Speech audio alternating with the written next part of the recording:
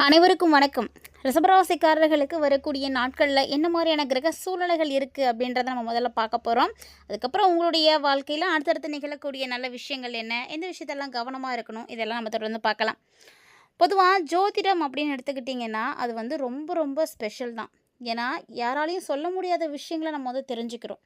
அடுத்தவங்களுக்கு இதுதான் நடக்கும் அப்படின்னு ஒரு சில விஷயங்களை வந்து கணிக்க முடியுது அப்படின்னா அதுக்கு ரொம்ப முக்கியமானது இந்த ஜோதிடம் தான். இந்த ஜோதிடத்தின்படி பார்க்கும்போது கிரக பயிற்சிகள் மட்டும் கிடையாதுங்க. கிரகங்களுடைய சேர்க்கையால் உருவாக்கக்கூடிய யோகங்கள் இருக்குது பார்த்தீங்களா, அதுவுமே ரொம்ப ரொம்ப முக்கியமானது தான், ரொம்ப சிறப்பானது தான். ஏன்னா அந்த யோகங்கள் தான் அந்தந்த டைமில் நமக்கு ஒரு சிறப்பான பலன்களை கொடுத்துட்டு போகும். நல்ல ஒரு அதிர்ஷ்டம், நல்ல லக்கு பார், நல்ல ஒரு டைமிங் ஆட்டுக்குது அவனுக்கு அடிச்சது பார் யோகம் அப்படின்னு சொல்கிறாங்க இல்லையா. ஸோ அதெல்லாம் எப்படி இந்த கிரகநிலைகள் வந்து சேரக்கூடிய அந்த ஒரு நேரம்தான். குப்பையில் கடந்தான் இப்போ கோபுரத்தில் இருக்கான், எவ்வளோ கஷ்டப்பட்டுட்டு இருந்தாங்க இப்போ பாருங்கள் எப்படி ஆயிட்டாங்க அப்படின்னு சொல்கிறது எல்லாமே வந்து அந்த நேரம் தாங்க. ஸோ அதனால் யாரும் வந்து ஜோதிடத்தை வந்து நம்பாமல் இருக்க வேண்டாம். அதுக்காக ஜோதிடம் மட்டும்தான் எல்லாம் அப்படின்னும் இருக்காதீங்க. ஸோ ஓரளவுக்கு ஒரு சில விஷயங்களை நம்ம வந்து தெரிஞ்சுக்கிறோம், புரிஞ்சுக்கிறோம் அப்படின்னா அதுக்கு முக்கியமான காரணம் இந்த ஜோதிடம் தான். ஜோதிடத்தின் மூலமாக சொல்லக்கூடிய ஒரு சில விஷயங்களை வந்து நம்ம வந்து நம்பாமையும் இருக்க முடியாது, அதை மட்டுமே நம்பிட்டும் இருக்க முடியாது.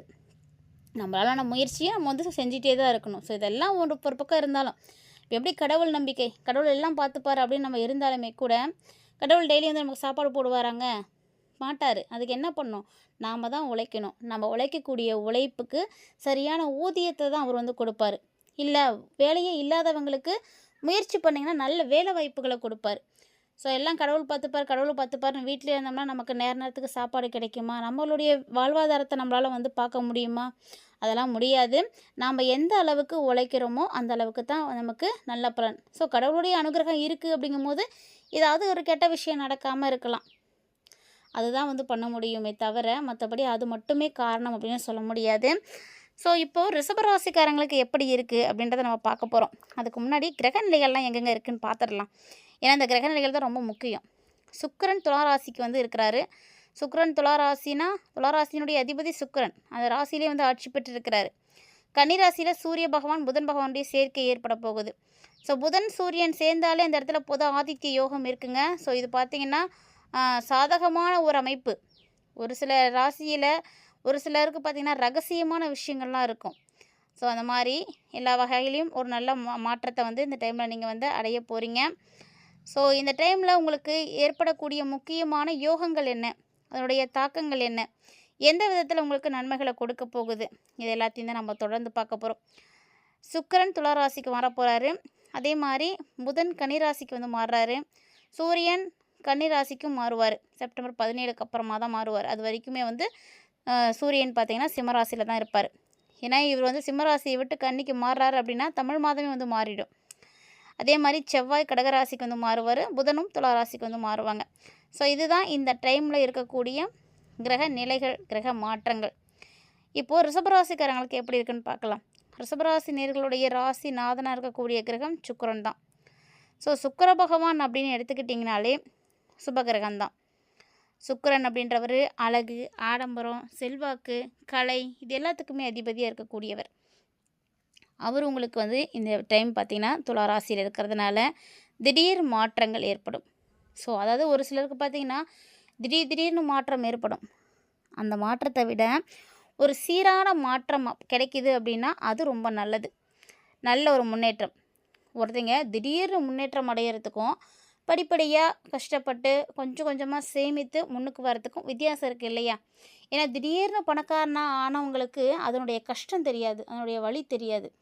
ஏதோ ஒரு லக்கில் நம்ம வந்து இவ்வளோ பெரிய ஆளாயிட்டோம் அப்படின்னு தான் அவங்களுக்கு தோணுமே தவிர அந்த படிப்படியாக வந்து கஷ்டப்பட்டு வந்தவங்களுக்கு தான் அதில் இருக்கக்கூடிய வலி வேதனைகள்லாம் தெரியும், அதனுடைய மகத்துவம் தெரியும், முக்கியத்துவம் தெரியும்னு சொல்லுவாங்க. ஸோ இது வந்து எல்லாருக்குமே தான், பட்டு அனுபவிக்கிறவங்களுக்கு தான் அதனுடைய அனுபவம் அதிகமாகவே இருக்கும். ஸோ அந்த மாதிரி இந்த டைமில் உங்களுக்கு சீரான முன்னேற்றம் இருக்குது, பணவரவு நல்லா இருக்குது. அது மட்டும் இல்லாமல் உங்களுக்கு மாளவிய யோகமும் இந்த டைமில் ஏற்படுறதுனால கண்டிப்பாக வந்து ரிஷபராசிக்காரங்களுக்கு புகழ் கிடைக்கும். ஸோ உங்களை வந்து புகழ்ந்து சொல்லக்கூடிய அளவுக்கு ஏதாவது ஒரு சம்பவம் கண்டிப்பாக வந்து நடக்கும். உங்களுடைய எண்ணங்களை வந்து உயர்த்தி காட்டும். நிறைய புதிய திட்டங்கள் உருவாகும். ஆனால் வேலையில் மட்டும் கவனமாக இருந்துக்கோங்க. தொழில் சார்ந்த விஷயங்களும் இந்த டைமில் உங்களுக்கு நல்லா தான் இருக்குது. அலுவலக ரீதியாக பணி சுமை கொஞ்சம் நல்லாவே இருக்கும். அதே மட்டும் இல்லாமல் நீங்கள் மட்டும் கஷ்டப்பட போகிறது கிடையாது. உங்கள் கூட சேர்ந்து வேலை செய்யக்கூடியவங்களும் கஷ்டப்பட போகிறாங்க. அதாவது கஷ்டப்பட போகிறாங்கன்னா பாதிப்பு இல்லை நான் சொல்லலை. ஸோ கூட சேர்ந்து வேலை செய்கிறது, ஒருத்தங்க வேலை செய்கிறதுக்கும் கூட சேர்ந்து 10 பேர் வேலை செய்கிறதுக்கு வித்தியாசம் இருக்குது இல்லையா? சின்ன சின்ன வேலைகளை வந்து தனியாக செய்ய முடியும். இதே ஒரு பெரிய கம்பெனி நடத்துகிறீங்க அப்படின்னா ஒரு எல்லாருடைய ஒத்துழைப்பு அந்த இடத்துல இருக்கணும். அப்போ தான் வந்து கம்பெனி வந்து நல்லபடியாக போகும். ஸோ அது மாதிரி உங்களுக்கு நிறைய பேருடைய ஒத்துழைப்பு கிடைக்கும். புதன் வந்து கன்னிராசிக்கு எப்போ போகிறாரோ அதுக்கப்புறமா உங்களுக்கு இன்னும் நல்லா இருக்குங்க. சொல்லப்போனால் அது என்ன பண்ணுன்னா உங்களுக்கு ஒரு பகுப்பாய்வு திறனை வந்து ஏற்படுத்தி கொடுக்கும். அதே மாதிரி சரியான திட்டமிடல் வச்சுக்கோங்க. எந்த ஒரு விஷயத்தையுமே எடுத்தோம் கவிழ்த்தோம் அப்படின்னு செய்யாதீங்க. கரெக்டாக பிளான் பண்ணுங்கள். பிளான் பண்ணி நம்ம செய்யும் பொழுது தான் எதையாவது நம்மளால் சாதிக்க முடியும். நம்ம பாட்டுக்களை வெறுமனே இருந்தோம் அப்படின்னோம்னா நம்மளால் எதுவுமே செய்ய முடியாது. இது நம்ம இப்போ செய்ய போகிறோம், இதனால் இது வந்து நமக்கு நடக்கும், இது செய்யலாம், இது வேண்டாம், இதை வந்து இப்போ செஞ்சால் நல்லாயிருக்கும், அது வரைக்கும் வெயிட் பண்ணலாம் அப்படின்ற மாதிரி சரியான திட்டமிடல் வந்து வச்சுக்கோங்க.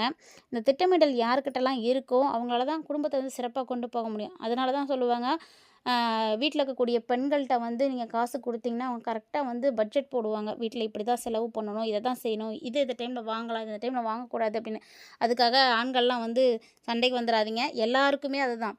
ஒரு சில வீட்டில் பெண்கள் வந்து அந்த மாதிரி இருப்பாங்க, ஒரு சில வீட்டில் வந்து ஆண்கள் அந்த மாதிரி இருப்பாங்க. ஆனால் யாராவது ஒருத்தராவது சரியான திட்டமிடலோடு நீங்கள் இருந்தீங்கன்னா மட்டும்தான் குடும்பத்தை நல்லபடியாக கொண்டு போக முடியும்.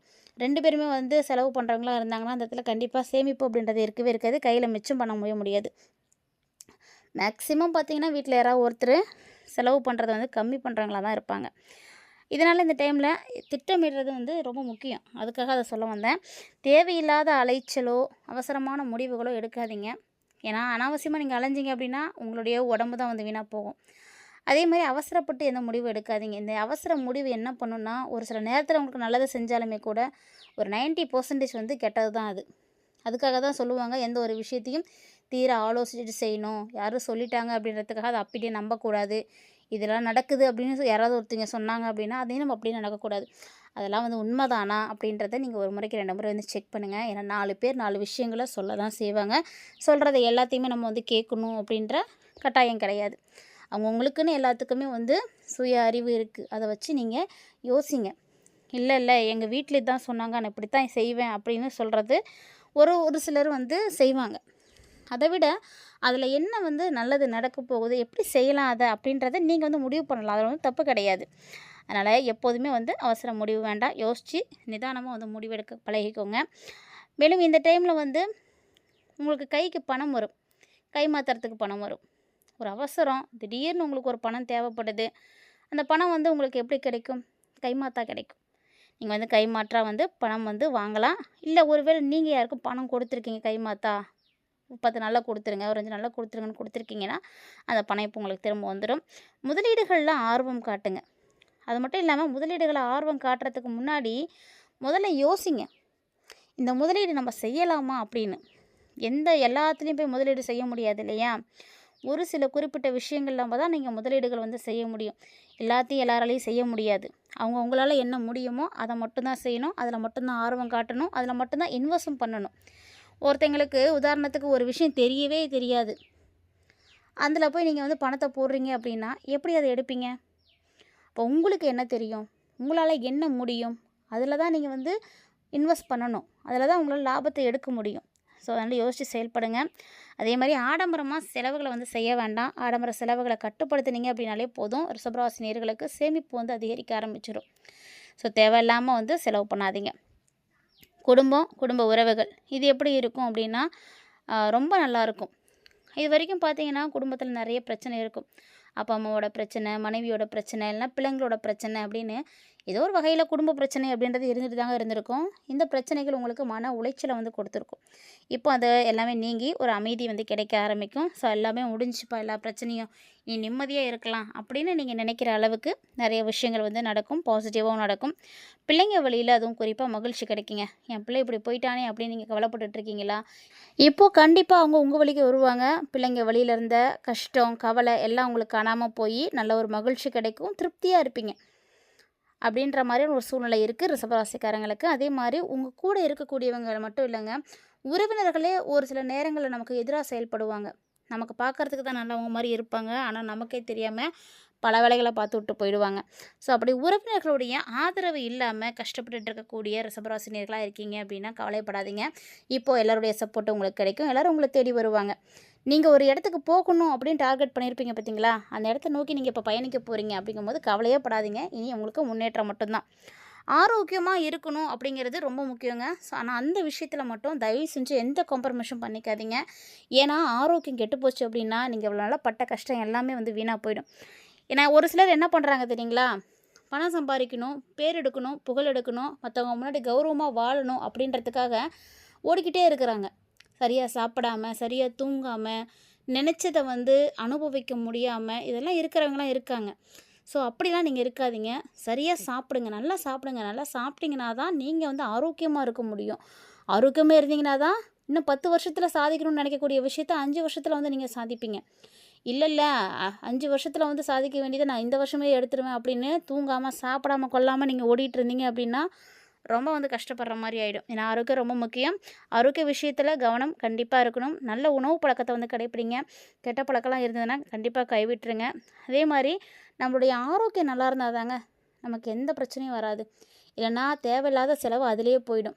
எவ்வளோதான் நம்ம கஷ்டப்பட்டு சம்பாதித்தாலுமே கூட அந்த மருத்துவ செலவு ஒன்று அப்படின்னு வந்துருச்சுன்னு வச்சுக்கோங்களேன், எதையுமே வந்து கண்ட்ரோல் பண்ணவே முடியாது. எல்லாமே வந்து அதிகமாகிட்டே தான் போகும். ஏன்டா இந்த செலவுலாம் வருதுன்ற மாதிரி நமக்கு வந்துகிட்டே இருக்கும். அதனால் எப்போதுமே சின்ன குழந்தைங்கள்லேருந்தே வந்து நல்ல ஆரோக்கியமான உணவுகளை கொடுத்து பழக்குங்க. அவங்க வேண்டாம் அப்படின்னு அவாய்ட் பண்ணுறாங்கன்னா அவங்களுக்கு வேறு ஏதாவது ஒரு வழியில் வந்து கொடுங்க, ஹெல்த்தியாக வந்து கொடுங்க. ஸோ இப்போலேருந்தே அவங்களுக்கு வந்து பழக்கி கொடுங்க, எல்லாமே வந்து சாப்பிட்டு பழகிற மாதிரி. ஒரு சில வீடுகளில் நம்ம பார்த்தோம்னா குழந்தைங்க வந்து சாப்பிடவே மாட்டாங்க, இவங்களும் கண்டுக்கவே மாட்டாங்க. பின்னாடி பார்த்திங்கன்னா அதுதான் அவங்களுக்கு ப்ராப்ளமாக இருக்கும். அதனால் ஆரோக்கியத்தை வந்து நல்லபடியாக பார்த்துக்கோங்க. தேவையில்லாத மனக்கவலைகளை எல்லாத்தையும் விட்டுருங்க. அது வந்து இன்னொரு பெரிய நோய். மனசில் நீங்கள் கவலையை வச்சுட்டே இருக்கிறது பார்த்திங்கன்னா அது இன்னொரு நோய். இந்த மாதிரி நோய்க்கு கூட மருந்து இருக்குது. ஆனால் அந்த நோயை வந்து நீங்கள் நினச்சா மட்டும்தான் மாற்ற முடியும். சந்தோஷமாக இருங்க, உங்களுக்கு பிடிச்சதை செய்யுங்க. ஸோ இந்த டைம் பார்த்திங்கன்னா ரொம்ப நல்லா இருக்குது. தொடர்ந்து உங்களுக்கு நல்லது நடக்கிறதுக்கு நீங்கள் அடிக்கடி வந்து உங்களுக்கு குலதெய்வ கோயிலுக்கு போகிறது வாய்ப்பு கிடைச்சிதுன்னா போயிட்டு வாங்க. அப்படி இல்லை அப்படின்னா இஷ்டமான தெய்வம் என்னவோ வழிபாடு செய்யுங்க. ஏழை எளியவர்களுக்கு உங்களால் முடிஞ்சதை தானம் செய்யுங்க. ஸோ இது வந்து உங்களுடைய கர்மாக்களை அழித்து கொடுக்கும். ஸோ இந்த மாதிரி எளிமையான சின்ன சின்ன விஷயங்களை மட்டும் கரெக்டாக ஃபாலோ பண்ணிங்க அப்படின்னாலே போதுங்க, கண்டிப்பாக உங்களுக்கு நல்லது நடக்கும். ரிஷபராசி நேர்களை பொறுத்த வரைக்கும் பெருசாக பாதிப்பு அப்படின்லாம் ஒன்றும் கிடையாது. ஸோ இந்த பதிவில் நிறைய விஷயங்களை பார்த்து தெரிஞ்சுட்டு இருந்திருப்பீங்கன்னு நினைக்கிறேன். கண்டிப்பாக உங்களுக்கு பிடிச்சிருக்குன்னு நினைக்கிறேன். பிடிச்சிருந்ததுன்னா லைக் பண்ணிவிட்டு ஷேர் பண்ணுங்கள், மறக்காமல் கமெண்ட் பண்ணுங்கள். மேலும் இந்த மாதிரி நிறைய இன்ட்ரெஸ்டிங்கான ஆன்மீக சார்ந்த தகவல்களை நீங்கள் பார்க்கணும் அப்படின்னா நம்ம சேனலை சப்ஸ்கிரைப் பண்ணிட்டு ஃபாலோ பண்ணிக்கோங்க. அடுத்தடுத்த நிறைய அப்டேட்ஸ் உங்களுக்காக காத்துட்ருக்கு. தொடர்ந்து பார்த்து பயன்பெறுங்க. மீண்டும் மற்றும் ஒரு தலைப்பில் சந்திக்கலாம்.